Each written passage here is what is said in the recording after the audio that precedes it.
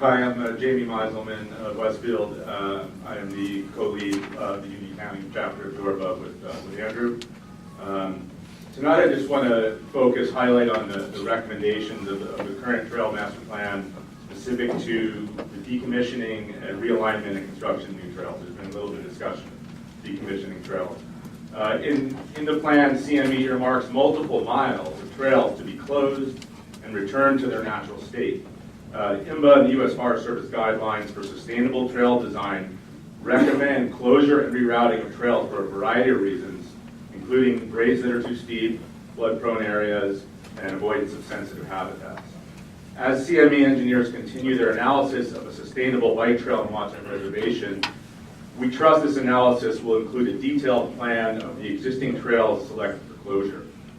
This practice of closing bad trails and replacing or rerouting them with sustainable ones is standard practice at Jorba and at all successful trail networks. In fact, I believe when all the unsustainable trails at Watchung are closed and you added a new bike trail, net you'll have little to no gain of total trail miles. But what you will have is a much healthier and more environmentally sound trail network. I think everyone on both sides of the aisle is looking to have that. A critical reality of sustainable trail network is that all trails, no matter how well maintained they are, they have a sustainable life. They have to be closed and returned to a natural state. Many miles in trails at Watchung right now have passed their usable life. People have said they're in bad shape. Some of them cannot be resuscitated. Opposing new trails at Watchung goes against the entire concept of creating a thriving ecosystem. Trails past their serviceable life should be closed, and new trails should be created to maintain an enjoyable trail network. If you close trails and don't replace them with new ones, eventually you're going to have no trails, and I don't think anyone wants that. The current staff and volunteer steward crew at Watchung is overwhelmed by the needs of the current 45-mile trail network.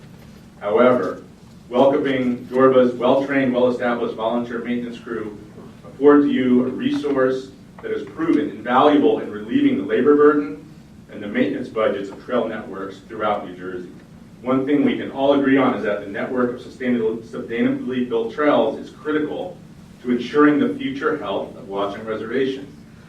CME understands this, and I'm encouraged that it's a recurring theme in their master trail plan. So what does it mean to be a sustainable trail? A couple of 4 points. One, it shouldn't have ruts. Ruts are dangerous, they're unsightly, and they're sources of continual erosion. They also act as carriers for the spread of invasive species. When it rains and floods, the seeds are carried down those trails and can plant themselves in new areas. A sustainable trail will have minimal erosion because it's built with a proper slope, it's built with grade reversals, it's got outslope and other water management features that have minimal soil and sediment displacement. A sustainable trail avoids sensitive ecosystems. Choosing a route that avoids areas sensitive to human traffic protects habitats for resident plants and animals.